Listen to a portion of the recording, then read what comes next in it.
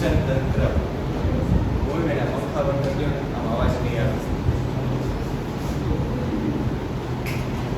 બરાબર, જો ક્લાસ એકદમ ઠંડો છે એટલે ઓકે. ચલો, તો નિવસન તંત્ર એટલે જનરલી વાત એવી થાય કે કેવી થાય કહું કે જ્યાં કોઈ બી સજીવ પોતાનું જીવન ગુજારી શકે એવી જગ્યા, એને આપણે શું કહીએ? નિવસન તંત્ર. પછી એ બહુ વિશાળ પણ હોય, એટલે દરિયા જેવું મોટું પણ હોઈ શકે અને ટીપા જેટલું નાનું પણ હોઈ શકે. તમે એવું વિચારતા હોય કે સાહેબ ટીપા જેટલું નિવસન તંત્ર કેવી રીતે? બસ સમજી શકાય કે કોઈ પણ ગંદુ પાણી હોય, એનું એક ટીપું હોય તેની અંદર ઘણા બધા બેક્ટેરિયા રહેતા હોય. તો બેક્ટેરિયા માટે એ શું થયું? એક નિવસન તંત્ર થયું ને. કોઈ પણ ફૂગ છે કે કોઈ પણ સૂક્ષ્મ જીવ છે તેનું નિવસન તંત્ર આપણે જેવું ન હોય. આ આપણું નિવસન તંત્ર છે. જમીન આપણે સ્થળ જ કહેવાય. આપણું ઘર એ આપણું નિવસન તંત્ર નથી. તમે જોજો, ઘરમાં તમને બધી વસ્તુ એકદમ ખોવાઈ નથી થતી. તમારે શાકભાજી લેવાય બહાર નીકળવું પડે, વડાપાઉં ખાવાય બહાર નીકળવું પડે. અમુક સારું વ્યક્તિ હોય ઘરે, વડાપાઉં ઘરે બનાવી, બરાબર, એમ સમજી શકાય. પણ ટૂંકમાં નિવસન તંત્ર એટલે જ્યાં તમારી બધી જરૂરિયાતો પૂરી થતી હોય એવી જગ્યા, એને શું કહેવાય? નિવસન તંત્ર કહેવાય. દરેક સજીવ માટે આવા નિવસન તંત્ર અલગ અલગ પ્રકારના હોય છે. એ સજીવના શરીર ઉપર ડિપેન્ડ કરે કે એ કેવા નિવસન તંત્રમાં રહી શકે. ઉભયજીવીઓની વાત કંઈક અલગ છે. ઉભયજીવીની વાત કેવી છે? કંઈક અલગ છે. કેવી રીતે અલગ પડે? તો કે એ સ્થલજમાં પણ ચાલે અને જલજમાં પણ ચાલે. કાચબાની વાત કરી તો એમાં તમે કોઈ સ્પેસિફિક નિવસન તંત્ર ન કહી શકો, એટલા માટે આપણે એને કેવા કહીએ છીએ? ઉભયજીવી સજીવો તરીકે ઓળખીએ. બરાબર, દરેક સજીવને ટકી રહેવા માટે આની જરૂર પડે, નિવસન તંત્રની. ટૂંકમાં હવે એનો ઇતિહાસ, બેકગ્રાઉન્ડ ચેક કરી લઈએ કે નિવસન તંત્રમાં કઈ કઈ વસ્તુ આપણે જરા એમસીક્યુ ક્યાંથી ફસાય, સીધા એમસીક્યુ ક્યાંથી ફસાય, આ બધો થોડો કન્સેપ્ટ છે. આ બાજુ પણ આપણે એમસીક્યુ પર ફોકસ કરી. એમસીક્યુમાં વાત કેવી છે? એવી છે કે સીધો જ કે નિવસન તંત્ર શબ્દ કોણે આપ્યો? નિવસન તંત્ર શબ્દ કોણે આપ્યો? જો આ બધા પાછળનું કોઈ લોજિક ન હોય, કોઈ કન્સેપ્ટ ન હોય, તો તમને પાછલા 9મા ચેપ્ટરમાં આ વસ્તુ કહેતો હતો કે જે એમસીક્યુ જ્યાંથી બેઠો પૂછાવાનો છે એ જ રીતનું બેઠું પૂછાશે. એના પાછળ કોઈ લોજિક, કોઈ જાદુ મતલબ હશે નહીં, કોઈ દાખલાની રીત હશે નહીં. એટલે જે માહિતી છે એને તમારે સ્વીકારવી પડે કે ભાઈ એજી ટેન્સલી આપ્યો એટલે આપ્યો. કેમ આપ્યો, શું આપ્યો, એ બધું કંઈ આવે નહીં. સમજો છો ને? ઓકે. એવી જ રીતે ઇપિઓડમ, નિવસન તંત્ર પરિસ્થિતિ વિજ્ઞાનના પિતા, ત્યાંથી પણ બેઠો એમસીક્યુ છે એ આવી શકે. બરાબર. નેક્સ્ટ, અહીંયા એમસીક્યુ એવો પૂછાય કે પર્યાવરણ છે, આઈધર પ્રકૃતિ છે, એનો સૌથી નાનામાં નાનો એકમ કયો છે? પર્યાવરણ ઓર પ્રકૃતિનો સૌથી નાનામાં નાનો એકમ. તો અહીંયાથી સીધો એમસીક્યુ છે એ તમને પૂછાઈ શકે. એટલે આપણે વિડિયો એવી જ રીતે તૈયાર કરી રહ્યા છીએ છેલ્લા એક ચેપ્ટરથી માંડીને 9મા ચેપ્ટરમાં તમને આવી જ રીતે તૈયાર કરાવડેલું છે. બરાબર. આપણે જેટલી ઇન્ફોર્મેશન હોય ઇન્ફોર્મેશનમાં એમસીક્યુ કેટલી રીતે નીકળી શકે? અમુક વાર ચાર્ટ લિસ્ટ હોય તેમાંથી 2-3 ટાઈપના એમસીક્યુ નીકળી શકે. તો તમને 2-3 ટાઈપના એમસીક્યુ એ માહિતીમાંથી તમને કહું કે ભાઈ આમાંથી આવા પ્રકારના એમસીક્યુ નીકળી શકે, આવા પ્રકારના એમસીક્યુ નીકળી શકે. બરાબર. તમે જો વિડીયો જુઓ તો તમને ખ્યાલ આવશે કે આખા બોર્ડમાં એમસીક્યુ લખેલું જોવા મળે. બરાબર. એટલે ખબર પડે કે ભાઈ આ લાઈન લખેલી છે તો અહીંયા એમસીક્યુ કેવી રીતે ફસાય. આપણે ટુ ધ પોઈન્ટ ચાલવાની વાત છે. કોઈ આપણે અત્યારે એવો ટાઈમ નથી કે ભાઈ બીજી ડિસ્કસ કરવા કોઈ આ તરફ. ઠીક છે? ચલો, નિવસન તંત્ર નાના નાનો એકમ ફોર્મલી જાણકારી માટે છે. આમાંથી એમસીક્યુ નહીવટ છે એમ કે નાના બચ્ચાને ખબર પડે કે ભાઈ નિવસન તંત્રના પ્રકારો, કુદરતી કુદરતી નિવસન તંત્ર અને કૃત્રિમ નિવસન તંત્ર. હવે કૃત્રિમ નિવસન તંત્ર આપણે ઊભા કરેલા નિવસન તંત્ર, અભયારણ્ય, રાષ્ટ્રીય ઉદ્યાન એ બધું કૃત્રિમ, બરાબર. પછી આપણે ઓલા જે પાર્ક બનાવીએ છીએ, આપણે કેવડિયા કોલોની છે એ આખી કૃત્રિમ છે, બરાબર. હવે આપણે સ્ટેચ્યુ ઓફ યુનિટીની બાજુમાં આવું કેક્ટસ ગાર્ડન બનાવ્યું છે, એ પહેલા હતું ને, એ ઊભું કરવામાં આવ્યું આકર્ષણ હેતુથી. હવે ત્યાં પછી આ એનિમલ પાર્ક એ બનશે તો એ જે તે સજીવો માટે કેવા છે. હવે શંકરબાગની જ વાત કરી જુનાગઢનો, એની અંદર રહેતા સજીવો માટે એ નિવસન તંત્ર કેવું કહેવાય? કૃત્રિમ નિવસન તંત્ર કહેવાય. એમનું કુદરતી નિવસન તંત્ર છે નહીં, બરાબર. હવે શંકરબાગમાં રહેતા હોય સજીવ, એટલે કોઈ પણ પાર્કમાં રહેતા હોય સજીવ, તો એમની જરૂરિયાતો ત્યાં પૂરી તો કરતા હશે ને, તો જ ઓલા ડાયરેક્ટ બેસી રહે ને, સિંહ ને હાથી ને બધું, ને તો ગાંડા થાય. સમજો, બરાબર. લોજિકની વાત છે. સજીવને પોતાની જરૂરિયાત પૂરી થતી જોવા મળે એટલે સજીવ છે એ જપીને બેસે, બરાબર. સજીવને પોતાની જરૂરિયાત જ્યાં બધી જ શારીરિક, માનસિક, બધી જ સામાજિક જરૂરિયાત પૂરી થતી હોય ત્યાં સજીવ ટકી રહે. એટલે કોઈ પણ પાર્ક હોય તો એક જ વાંદરું ન લાવે, એ 5-6 વાંદરા લાવે, જેથી એમને ભાઈબંધો મળી રહે, બરાબર.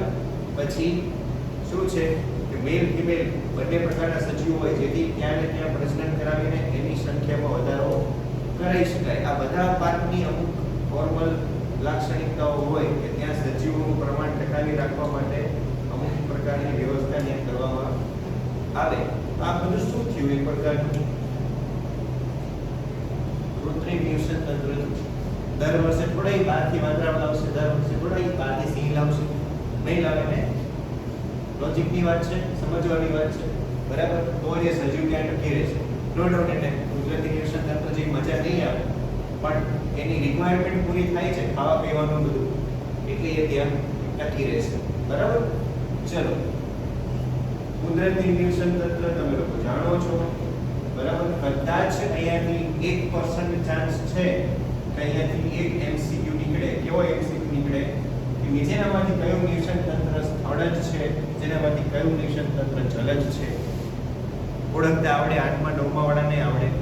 નદી, સરોવર, દરિયા અને એ બધું શું છે? જલજ નિવસન તંત્ર છે. બાકી બધા શેમાં આવે? રણ પ્રદેશ છે, જંગલ પ્રદેશ છે, બધું શેમાં આવે? બરાબર. તો ક્યાંક એવો MCQ 1% ચાન્સ છે, 1% અને 0.1% ચાન્સ કરો એવો MCQ તમને પ્રેક્ટિસમાં જોવા મળે. પ્રેક્ટિસમાં તો હશે જ, તમે MCQ ની પ્રેક્ટિસ કરશો ને એમાં આવા MCQ હશે જ તે કે નિવસન તંત્ર ઓળખો કેવા પ્રકારનું છે, બરાબર.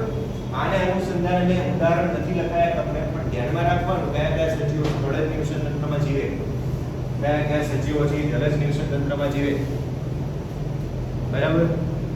વહેલ માછલીનું પૂછવું હોય તો શું કહેવાય? સિમ્પલ વસ્તુ છે ને, નાના બચ્ચાઓને આવડે આવી વસ્તુ. આવા ક્વેશ્ચન MCQ માં હશે, તમે પ્રેક્ટિસ કરશો ને ત્યારે, બરાબર. એટલે એવું નહીં સમજવાનું કે શો કે આ લોકો ઈઝી છે, પણ બીજા પણ MCQ આવે કે આ નિવસન તંત્ર બને છે જૈવિક ઘટક અને અજૈવિક ઘટક. જૈવિક ઘટક અને અજૈવિક ઘટક. હવે જૈવિક ઘટકનો મીનિંગ તમને બધાને ખબર હોય, અત્યાર સુધી આટલું બધું બાયોલોજી ભણી ગયા છો. જૈવિક ઘટકો એટલે જે જીવંત ઘટકો છે એને આપણે કેવા કહીએ? જૈવિક ઘટકો કહીએ. જીવંત સજીવ દ્વારા જે નિર્મિત હોય એ બધાને જૈવિક ઘટક કહીએ. ફોર એક્ઝામ્પલ, મેં શંકરબાગની જ વાત કરી, બરાબર, પાર્કની. તો એ પાર્કમાં સજીવો તો આવશે ને, સજીવો આવશે ત્યારે એ શું કહેવાશે? નિવસન તંત્ર કહેવાશે. સજીવ વગર નિવસન તંત્ર ન હોય. જોજો, ખાલી રૂમ બંધ પડ્યો હોય તો નિવસન તંત્ર ન કહેવાય, પણ રૂમની અંદર બધી વ્યવસ્થા હોય અને એ વ્યવસ્થાને પૂરી કરવા વાળા સજીવો અંદર હોય ને ત્યારે એ જગ્યાને શું કહેવાય? નિવસન તંત્ર કહેવાય. પાર્ક એકલો હોય તો એને નિવસન તંત્ર ન કહેવાય. પાર્કની અંદર સજીવો હોય, બરાબર. એ સજીવો એ શું થયું? જૈવિક ઘટકો થયા, અલગ અલગ પ્રકારના સજીવો, બરાબર. વનસ્પતિ પણ આવી જાય આમાં જૈવિક ઘટકો.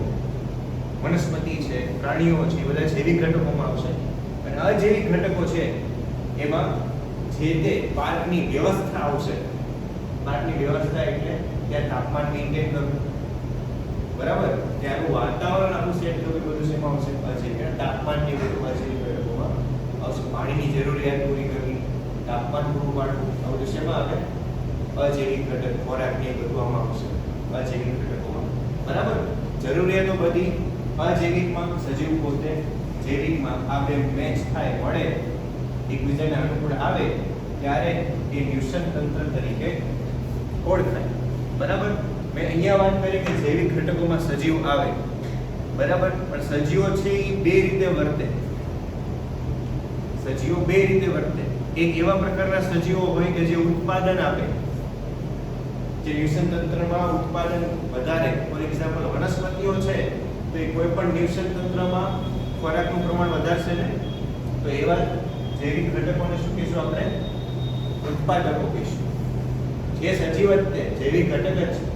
અને બીજા એવા સજીવો છે કે જે ખાય છે, ખાલી ઉપભોગ કરે છે, ઉત્પાદન નથી આપતા, પણ શું કરે છે? ખાલી ઉપભોગ કરે છે. તો આપણે એને શું કહીએ છીએ?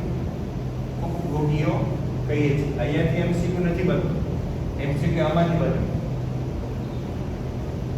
બરાબર.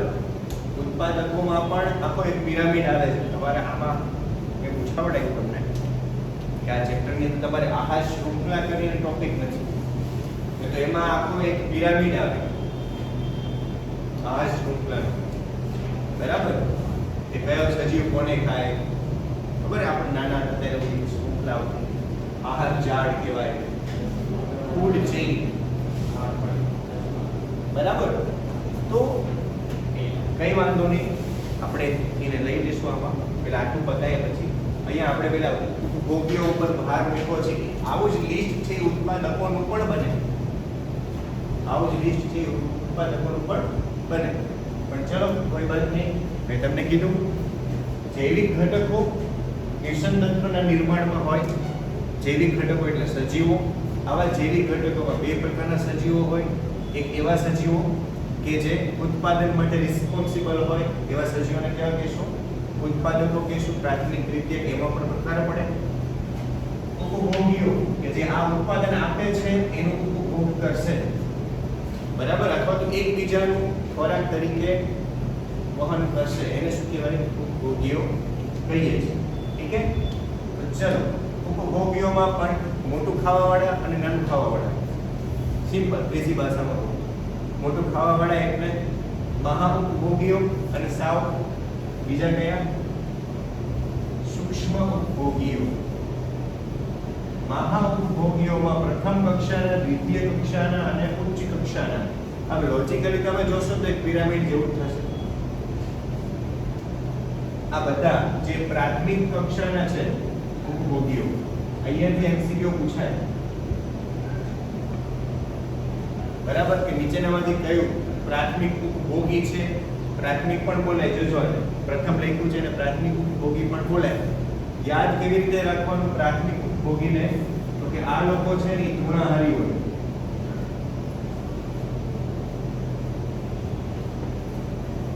પ્રાથમિક ઉપભોગીઓ એટલે સૌથી નીચે, બરાબર, તૃણાહારીઓ. પછી આમને ખાવાવાળા આ અને આમને ખાવાવાળા આ. જોજો અહીંયા આમાં ખોટું ના સમજવું, બરાબર. આપણે ખોરાક તરીકે આમ ઉપયોગ નથી કરતા, પણ માણસ છે એ સર્વાહારી કહેવાય. માણસ છે એ સર્વાહારી કહેવાય. એટલે તૃણનો પણ ખોરાક તરીકે ઉપયોગ કરે અને અન્ય પ્રાણીનો પણ ખોરાક તરીકે ઉપયોગ કરે. એટલે આપણે ઉચ્ચ ઉપભોગીમાં સ્થાન પામ્યા છે. સમજાય? ઘણા એવો મનમાં પ્રશ્ન હોય, સાહેબ આપણે તો લીલા શાકભાજી જ હાલે, બરાબર, તો આપણે ક્યાંથી ઉચ્ચ ઉપભોગીમાં આવી? આપણે તો પ્રથમમાં આવી, પણ પ્રથમમાં ન આવી. આપણી સિસ્ટમ એવું નથી કહેતી કે આપણે પ્રથમમાં આવી, બરાબર. આપણી ડાયજેસ્ટિવ સિસ્ટમ એવી છે કે આપણે ક્યાં આવી? ઉચ્ચ ઉપભોગીઓમાં આવી, બરાબર. લોજિક સમજાણું? આ બધામાં બધી જગ્યાએથી એક્ઝામ્પલના એમસીક્યુ છે આવી શકે, બરાબર. કે પ્રાથમિક ઉપભોગીઓ પૂછ્યા હોય તેમાં તમારે એક લોજિક યાદ રાખવાનું. ભલે આપણે ત્યાં ગાય ભેડું સસલું લખ્યું છે, બરાબર, પણ બકરી એ આવે, બરાબર, એ વનસ્પતિ સિવાયની ખાય નહીં ને. બીજા સજીવો તમને યાદ હશે ઘણા બધા, એ તે શેમાં આવે? પ્રાથમિકમાં જ આવે. આ તો આપણે ડેમો માટે અહીંયા 3 એક્ઝામ્પલ લખ્યા છે, જરૂરી નથી કે 3 જ આવે. એમસીક્યુ વખતે તમારે એવી સોચ રાખવાની, આ નીચે 4 ઓપ્શન આપ્યા હોય એમાંથી કયું છે કે જે વનસ્પતિનો ખોરાક તરીકે ઉપયોગ કરે, અને લિસ્ટ વાળું છે. આ લિસ્ટ આપ્યું છે આપણે એક્ઝામ્પલ. લિસ્ટ વાળામાં બીજો એવો પ્રકાર પૂછાય એમસીક્યુ નો કે નીચેનામાંથી કયું પ્રાથમિક ઉપભોગી છે અને નથી. નથીમાં શું હોય? 4 માંથી 3 સાચા હોય અને એક કેવું હોય? ખોટું હોય. એ થોડું અઘરું પડે. એવા પ્રકારના એમસીક્યુ છે લિસ્ટમાંથી પૂછાઈ શકે. સમજે? હવે આ 3 નામ આપ્યા હોય, જોડે જોડે મેં કૂતરી મૂકી દીધું હોય ઓપ્શનમાં. નીચેનામાંથી કયું પ્રાથમિક ઉપભોગી નથી? ઓપ્શનમાં ગાય, ઘેટું, સસલું ને કૂતરું. આવી રીતે હોય, અથવા તો બિલાડી રાખી દે. સમજે? આવી રીતના એમસીક્યુ અહીંયાથી અને અહીંયાથી પૂછાઈ શકે. બરાબર? ઓવરઓલ હજી કંઈ એટલા બધા અઘરા એમસીક્યુ નથી આવ્યા. બે નામવાળા એમસીક્યુ છે, એક એકમ, બરાબર. પછી આ તો એક સાવ સાદો એમસીક્યુ જલજ વાળો, અને મહા ઉપભોગીમાં પ્રાથમિક ઉદ્યોગ અને ઉચ્ચ કક્ષાના ઉપભોગીઓના લિસ્ટ તમારે તમારી બૌદ્ધિક ક્ષમતાથી યાદ રાખવાના, વિચારીને. બરાબર? ચલો આગળ વધી. નિર્સન તંત્રનું કાર્ય, એમાં ખાલી મેં 2 પોઈન્ટ લીધા છે સમજાવવા માટે. ડિટેલ આવે છે ઘણી બધી. જૈવ ભૂ રાસાયણિક ચક્ર. જૈવ ભૂ રાસાયણિક ચક્રમાં શું આવે? તો જાણકારી માટે કહું, નાઇટ્રોજન ચક્ર, ફોસ્ફરસ ચક્ર, બરાબર, અહીં કાર્બન અને ઓક્સિજન. આ ઘણા આટલા બધા ચક્ર આવે, પણ તમારે નાઇટ્રોજન ચક્રની બધું આવી ગયું છે બહુ પહેલા 11 સાયન્સમાં. આ ચેપ્ટરમાં સૌથી છેલ્લે ફોસ્ફરસ ચક્ર એક આપ્યું છે, બરાબર, કે ખડકોમાં સંગ્રહ પામે પછી પાછું કેવી રીતે ભળે ને એ બધું. ફોસ્ફેટ. જૈવ ભૂ રાસાયણિક ચક્રમાં તમારે એ આવશે કે નિર્સન તંત્રનું કાર્ય છે કે આવા જે ઘટકો છે એને વાતાવરણમાંથી પોતે સ્થાપિત કરે, અને એનું કાર્ય પૂરું થઈ જાય એટલે પાછું એને પુનઃસ્થાપિત વાતાવરણની અંદર કરી દેશે. શક્તિ પ્રવાહ. થર્મોડાયનેમિક્સના નિયમ મુજબ ઊર્જાનો નાશ નથી થતો. એક સ્વરૂપમાંથી બીજા સ્વરૂપમાં ઊર્જા છે રૂપાંતર થતી જાય. એ રૂપાંતર દરમિયાન વચ્ચે વ્યય પામતી જાય. આવું કંઈક નિયમ આવે છે. પછી તમારે કેમિસ્ટ્રીમાં એન્ટ્રોપી ને એવું બધું આવતું હશે, એન્થાલ્પી ને એવું બધું, બરાબર. તેવા પોઈન્ટ થોડાક અહીંયા લાગુ પડે કે અવ્યવસ્થા ક્યારે સર્જાય. તમે એવું કહેતા હોય એનું પ્રમાણ, ધેટ મીન્સ અવ્યવસ્થાનું પ્રમાણ, બરાબર. તો આ શક્તિ પ્રવાહ છે એ કોઈ પણ એક જ દિશામાં હોય કોઈ નિર્સન તંત્ર માટે. ફોર એક્ઝામ્પલ અહીંયા શક્તિ પ્રવાહ કેવી રીતે છે? આવી રીતે છે. આ એક ચાર્જ સમજી લો કે સૌથી વધારે શક્તિ, બરાબર, જે ઉત્પાદક હશે ને એની પાસે હશે. સૌથી વધારે શક્તિ કોની પાસે હોય? ઉત્પાદક પાસે હોય, બરાબર. કેમ કે એને હજી કોઈને શક્તિ આપી નથી, એને શક્તિ બનાવી છે. વનસ્પતિ પ્રકાશ સંશ્લેષણ કરીને જે ખોરાક બનાવે એ સૌથી વધારે પાવરફુલ, બરાબર. પછી એનો તૃણાહારી ઉપયોગ કરે ખોરાક તરીકે. પાણીને અહીંયા આગળ ઉત્પાદકો છે, એમાંથી એનર્જી ક્યાં જાય છે? પ્રાથમિક ઉપભોગીમાં, બરાબર. તો પ્રાથમિક ઉપભોગીમાં પૂરેપૂરી એનર્જી જાય ખરી? ન જાય ને. તૃણાહારીઓ જે છે એ વનસ્પતિનો ઉપયોગ કરે ખોરાક તરીકે, તો વનસ્પતિની પૂરેપૂરી શક્તિ લઈ શકે? ન લઈ શકે. વચ્ચે થોડીક શક્તિનો શું થાય? વ્યય થાય. હવે આ સિસ્ટમ છે અહીંયા પણ ચાલે, આ બેની વચ્ચે, અને એ સિસ્ટમ આ બેની વચ્ચે પણ ચાલે કે ન ચાલે? ઇવન માણસ છે એ વનસ્પતિનો ખોરાક તરીકે ઉપયોગ કરે તો પણ માણસને પૂરેપૂરી શક્તિ મળતી નથી, બરાબર. તો શક્તિ પ્રવાહમાં કંઈક આવું શીખવાનું તમારે આવશે, જે હું તમને આગળ ટોપિક્સમાં સમજાવીશ. આવો એક ચાર્ટ આવશે. ઉત્પાદકોમાંથી આવી રીતે શક્તિ આવે. પછી એમ સવાલ થાય કે ઉત્પાદકો પાસે શક્તિ ક્યાંથી આવી? તો કે ઉત્પાદકો પાસે તો એક સરસ મજાનો સોર્સ છે.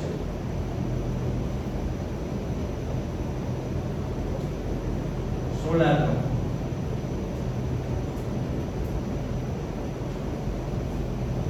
છે ને? ઉત્પાદકો કોણ છે? વનસ્પતિ. એમની આગળ તો એનર્જીનો સોર્સ છે કે આમાંથી એનર્જી અહીંયા આવશે ને અહીંયાથી અલગ અલગ સ્તરોમાં વહેંચાશે.